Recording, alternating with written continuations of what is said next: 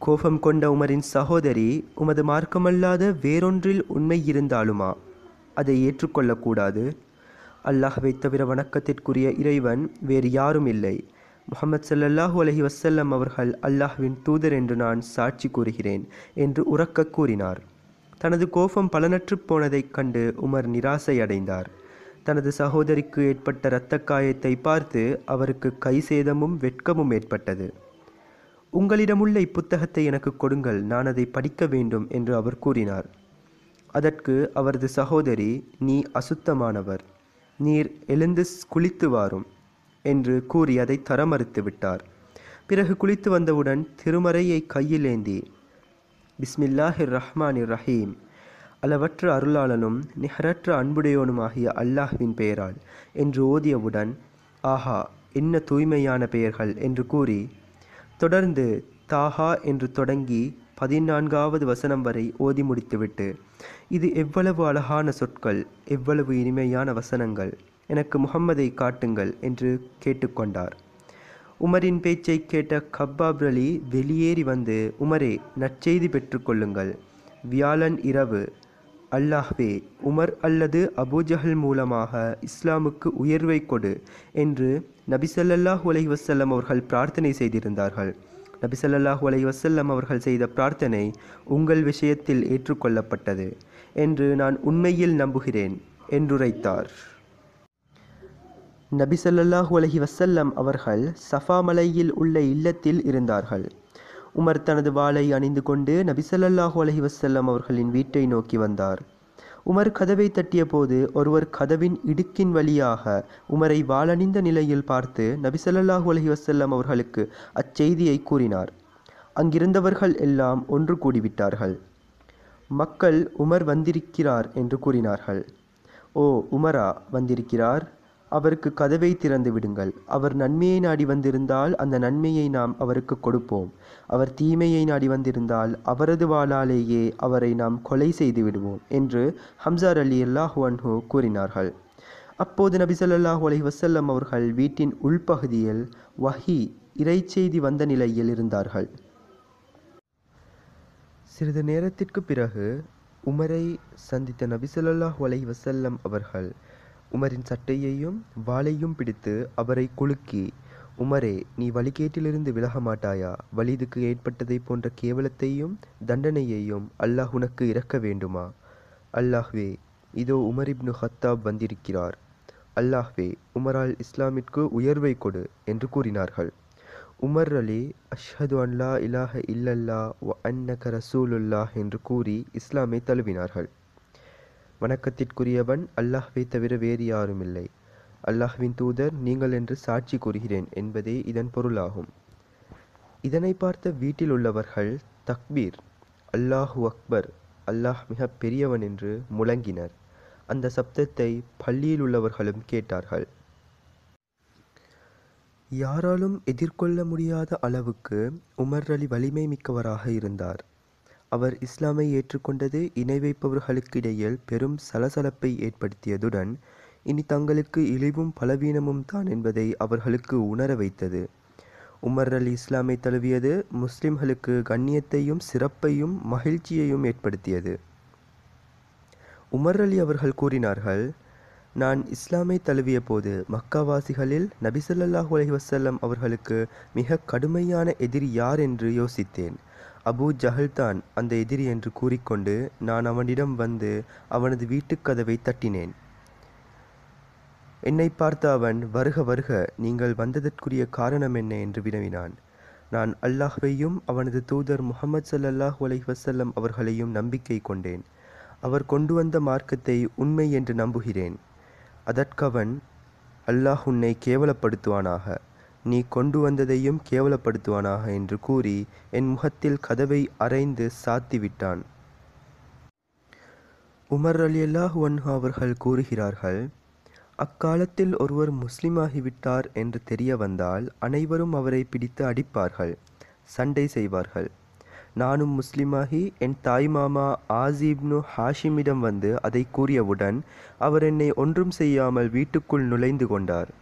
அவ்வாறே குறைஷி பெரியார்களில் ஒரு முக்கியமானவரிடம் சென்று கூறினேன். அவரும் என்னை ஒன்றும் செய்யாமல் வீட்டுக்குள் நுழைந்து கொண்டார். அப்துல்லா இப்னு உமர் அலி அறிவிக்கிறார்கள், உமர் ரலியல்லாஹு அன்ஹு அவர்கள் இஸ்லாமை தழுவிய செய்தி குறைஷிகள் எவருக்கும் தெரியவில்லை. இதனால் செய்திகளை மக்களிடத்தில் மிக வேகமாக பரப்புபவர் யார் என்று உமர் அலி விசாரித்தார். அதற்கு ஜமீல் இப்னு முஅம்மர் அல் ஜுமஹி என்று பதில் கூறப்பட்டவுடன் அவரிடம் சென்றார்கள். நானும் உடன் இருந்தேன். அப்போது பார்ப்பதையும் கேட்பதையும் நன்கு புரிந்து கொள்ளக்கூடிய வயதுதான் எனக்கு. உமர் ரலியல்லாஹு அன்ஹு அவரிடம் சென்று, ஓ ஜமீல், நான் முஸ்லீம் ஆகிவிட்டேன் என்று கூறியவுடன் அவர் மறுபேச்சு பேசாமல் நேராக பள்ளிக்குச் சென்று உரத்த குரலில், ஓ குறைஷிகளே, கத்தாஃபின் மகன் மதம் மாறிவிட்டான் என்று கத்தினான். அவனுக்கு பின்னால் உமர் அலி நின்று கொண்டு, இவன் பொய் கூறுகிறான், நான் மதம் மாறவில்லை, மாறாக முஸ்லீம் ஆகிவிட்டேன். அல்லாஹ்வை நம்பிக்கை கொண்டேன், அவனது தூதரை உண்மை என்று மெய்ப்பித்தேன் என்று கூறினார்கள். இதை கேட்ட மக்கள் ஒன்று கூடி உமரின் மீது பாயத் தொடங்கினார்கள். அவர்கள் உமரிடம் சண்டையிட உமரும் அவர்களிடம் சண்டையிட்டார். சூரிய வெப்பம் அதிகரித்த போது களைத்துவிட்ட உமர் அலி கீழே உட்கார்ந்து விட்டார். மக்கள் அவரை சுற்றி நின்று கொண்டார்கள். உங்களுக்கு என்ன விருப்பமோ அதை செய்து கொள்ளுங்கள். அல்லாஹ் மீது சத்தியமாக கூறுகிறேன், நாங்கள் குறைந்தது 300 நபர்களாக பெருகிவிட்டால் ஒன்று மக்காவின் ஆதிக்கம் உங்களுக்கு அல்லது எங்களுக்காகிவிடும் என்று கூறினார்கள். இதற்கு பிறகு உமரை கொலை செய்ய கருதி இணை வைப்பவர்கள் உமரின் வீட்டுக்கு படையெடுத்தனர். உமர் அலி வீட்டில் பயந்த நிலையில் இருந்தபோது அபு அம்ர் ஆசிப்னு வாயில் என்பவர் வந்தார். அவர் யமன் நாட்டு போர்வையும் கையோரம் பட்டினால் அலங்கரிக்கப்பட்ட சட்டையும் அணிந்திருந்தார். அறியாமை காலத்தில் அவரது கிளையார்களான பனு சஹம் எங்களுடைய நட்புக்குரிய கிளையார்களாக இருந்தார்கள். அவர் உமரிடம், உனக்கு என்ன நேர்ந்தது என்று வினவினார். உமர் ரலியல்லாஹு அன்ஹு, நான் முஸ்லிமானதற்காக என்னை உமது கூட்டம் கொலை செய்ய முனைகிறார்கள் என்று கூறினார். அதற்கு அவர், அப்படி ஒரு காலும் நடக்காது என்று கூறினார். அவர் இந்த சொல்லை கூறியதற்கு பிறகு உமர் நிம்மதியடைந்தார். இதற்கு பிறகு ஆஸ் வெளியேறி வந்து பார்த்தபோது அங்கு மக்களின் பெருங்கூட்டம் ஒன்று இருந்தது. அவர்களை கண்ட ஆஸ், எங்கே வந்தீர்கள் என்று கேட்டதற்கு, இதோ கத்தாஃபின் மகன் மதம் மாறிவிட்டார், அவரிடம்தான் வந்துள்ளோம் என்று கூறினார்கள். அதற்கு ஆஸ், அவரை ஒரு காலம் நீங்கள் நெருங்க முடியாது என்று கூறவே அனைவரும் திரும்பிச் சென்று விட்டார்கள். இதுவரை கூறிய நிகழ்ச்சிகள் இணை வைப்பவர்களை கவனித்து கூறப்பட்டது. முஸ்லிம்களை கவனித்து பார்க்கும் போது உமர் அலி இஸ்லாமை தழுவியது வித்தியாசமான ஒன்றாகவே இருந்தது. இதை பற்றி இப்னு அப்பாஸ் அலி கூறுகிறார்கள், உமரிடம், உங்களுக்கு ஃபாரூக் என்ற பெயர் வர காரணம் என்ன என்று கேட்டேன்.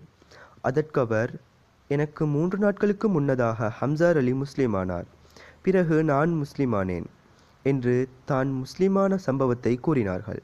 அதன் இறுதியில் அவர்கள் கூறியதாவது, நான் முஸ்லிமான போது, அல்லாஹ்வின் தூதரே, நாம் இறந்தாலும் உயிர் வாழ்ந்தாலும் உண்மையில் தானே இருக்கிறோம் என்று கேட்டேன். அதற்கு நபி ஸல்லல்லாஹு அலைஹி வஸல்லம் அவர்கள், ஆம், என் உயிர் எவன் கைவசம் இருக்கிறதோ அவன் மீது ஆணையாக, நீங்கள் இறந்தாலும் உயிர் வாழ்ந்தாலும் உண்மையில்தான் இருக்கிறீர்கள் என்று கூறினார்கள். அதற்கு நான், அப்போது ஏன் மறைவாக செயல்பட வேண்டும்?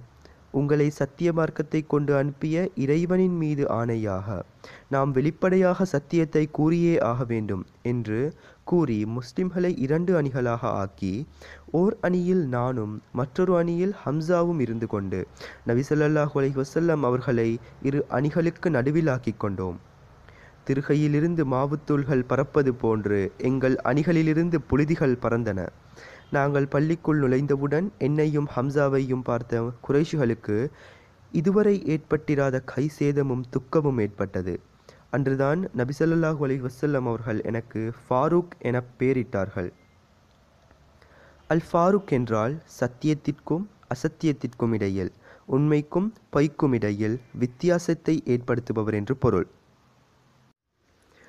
உமர் அலி முஸ்லிமாகும் வரை நாங்கள் காபாவுக்கு அருகில் தொழக்கூட முடியாதவர்களாக இருந்தோம் என்று அப்துல்லா இப்னு மசூத் அலி கூறுகிறார்கள். உமர் ரலியல்லாஹு அன்ஹு இஸ்லாமை தழுவிய போதுதான் இஸ்லாம் வெளி உலகுக்கு தெரிய வந்தது. பகிரங்கமாக இஸ்லாமிய அழைப்பு விடப்பட்டது. காபாவை சுற்றி கூட்டமாக நாங்கள் அமர்ந்தோம். மேலும் எங்களுக்கு காபாவை தவாப் செய்ய முடிந்தது. எங்களிடம் கடுமையாக நடந்து கொள்பவர்களிடம் அவர்கள் செய்யும் கொடுமைகளில் சிலவற்றுக்காவது நாங்கள் பதிலடி கொடுத்தோம் என்று சுஹைப் இப்னு ஜினான் அலி கூறுகிறார்கள். உமர் ரலியல்லாஹு அன்ஹு முஸ்லிமானதற்கு பிறகே நாங்கள் பலமிக்கவர்களாக ஆனோம் என்று அப்துல்லாஹ் இப்னு மசூத் அலி கூறுகிறார்கள்.